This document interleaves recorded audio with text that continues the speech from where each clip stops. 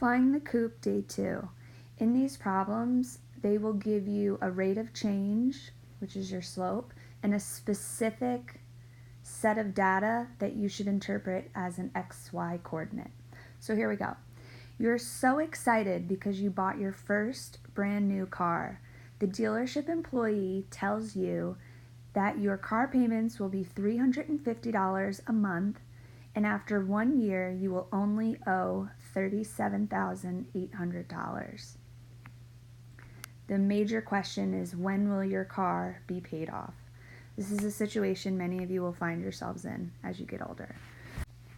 So the first thing I want to do is highlight my important information.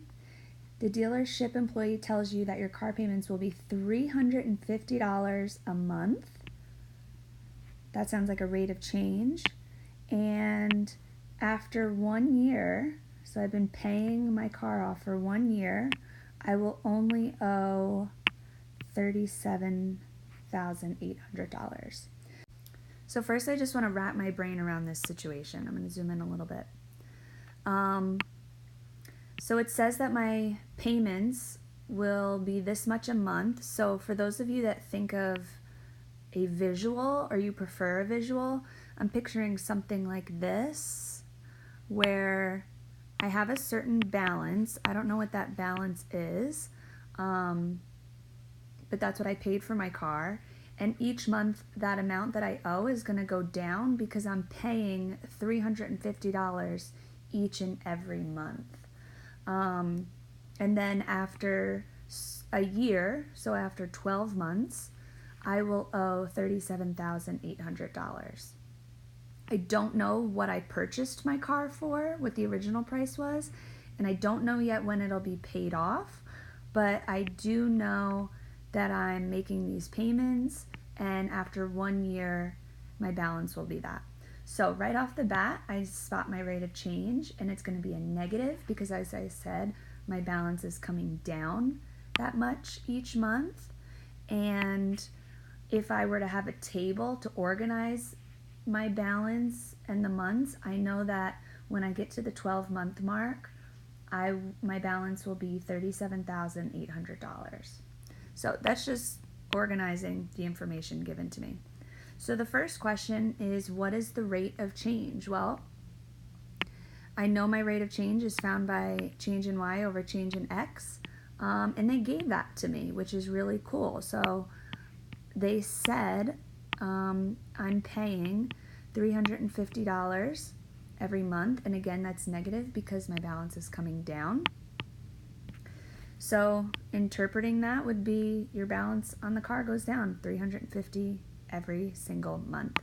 And setting it up like this will help because now I know that my Y value is money and my X value is month. So that'll come in handy later. So next question, what is the initial value?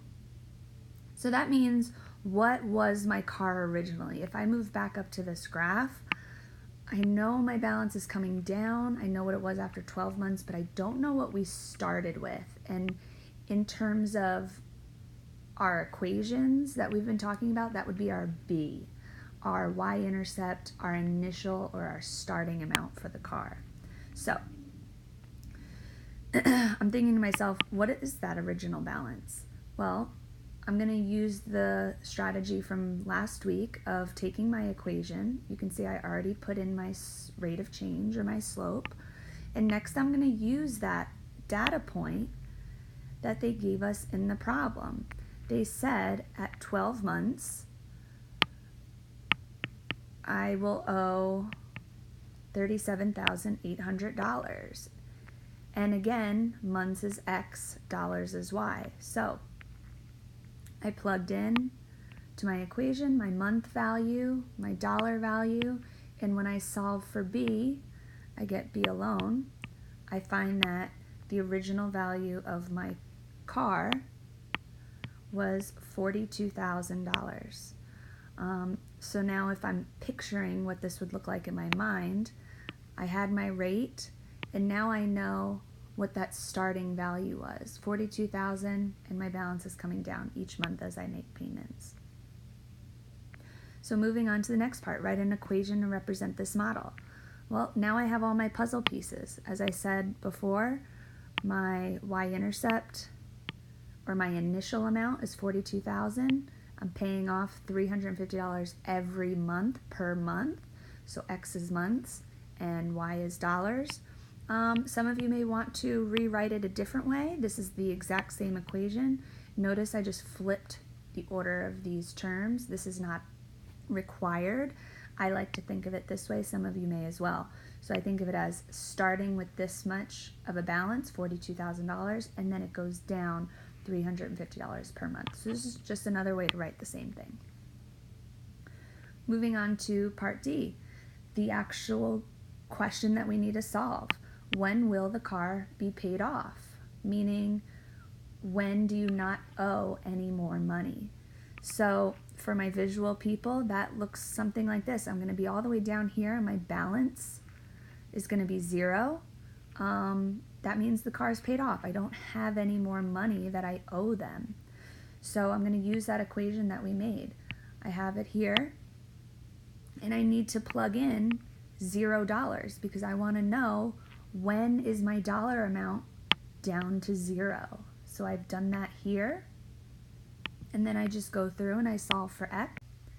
And when I do that, I get X equals 120, which was 120 months because X is months.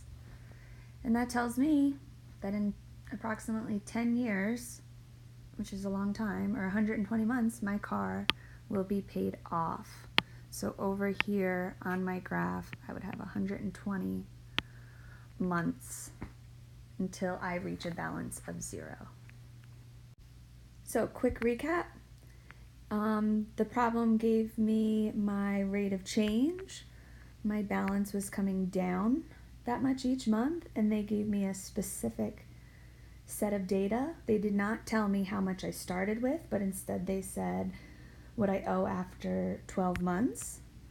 So I filled in my rate of change. That's how quickly my balance was changing. Then for my initial amount, I used my equation, plugged in my slope and that specific data point that they gave me. After a year, I owed that much. And then I was able to solve for my initial value. It made sense because it was a larger amount of money than what I owed after 1 year. So that was good. Then when writing my equation, I filled in my rate of change and my initial value, and I was sure to label my variables. X was representing months and Y was representing dollar amount. And then finally, I used my equation to figure out when my car would be paid off, meaning when was my dollar amount 0. So plugged that in for my dollar variable and got my final answer.